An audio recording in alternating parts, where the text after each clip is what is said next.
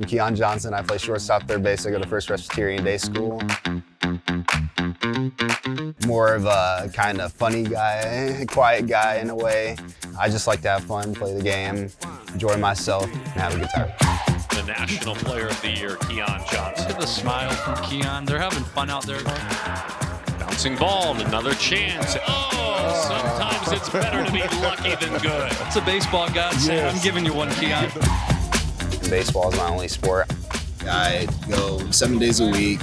I don't really have anybody to throw BP to me, so it's either me and a machine at a facility or it's me and a team.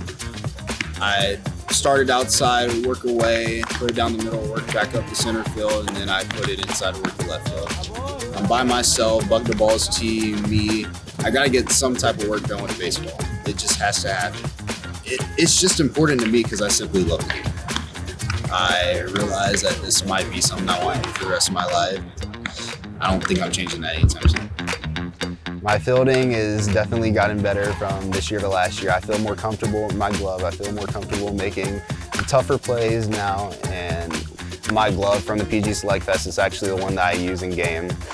It says on my pinky, for my mama. So the pink and the blue, it actually represents her. Blue is my favorite color, and the pink obviously represents her because she's a cancer survivor. So.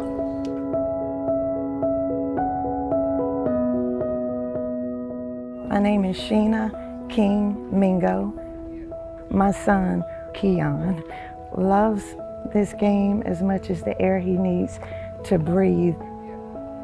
I had breast cancer, which traveled into my lymph nodes. Keon was 2, I think, when it all began, and Keon didn't understand till he was probably about 5. He always wanted me to play, go outside, and I just always say, Mommy is sick, but Mommy is gonna try to get better, but better didn't seem to come. And I was really frustrated, and I didn't drive at the time. Chemo and radiation affects you. But I got in the car, and of course he jumps in with me, and I live near Mercer University, it's the college. So I was just driving. I had never been to a baseball game in my city. I had never saw it, but I ended up there. I want to say divine intervention, but he said, pull over, and the kids were out there playing, and he asked me, could he get out the car?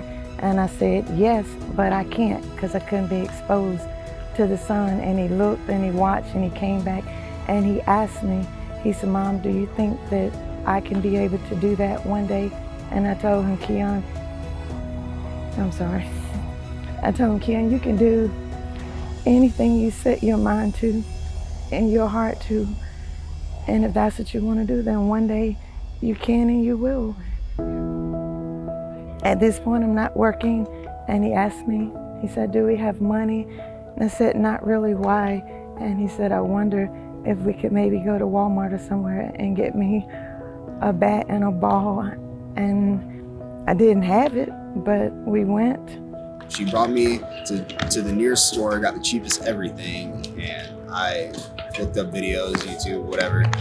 And I actually started playing travel ball at 9 years old.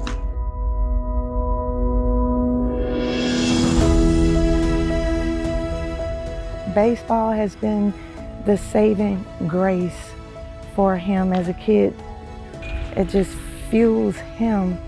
I drive around with about 150 balls in my car, batting tees, bats, wagons, because we can't ride by a vacant nothing that he doesn't say stop, like just a few minutes, and this is who he is. His mother suffered from cancer. He had to watch my mother die from cancer. He had to watch his other grandmother die from cancer. He had to watch both his bonus grandmother die from cancer, all within 3.5 years. And so I gotta pay homage to this sport, these fields, a bat, a ball, a glove, because when everything crumbled around him, that is the one thing that kept him going. That is the one thing that made everything else in his life all right. I pay homage to Mercer University every single day because it was a random drive-by and he saw that and he asked, do you think I can one day do that? And he hasn't looked back since. Sorry.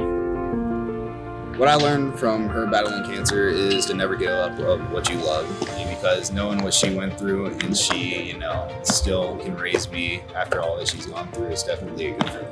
It gave me some drive, she knows that I am one of the best to ever play this game at this age group. She knows that I can be whoever I want, when I want, how I want, and she knows that I have a big, bright future ahead of me. And I like to have that in the back of my head and always think about it when I can. I mean, I've been cut up left, right, left, and it doesn't define me because it's not the things that I'm missing, because who I am, my beauty starts on the inside, and beauty is what's in my heart and what I project around me. And I'm happy to say last week I had to have some tests done because there were some suspect places, but I was just recently told that it did not show cancer.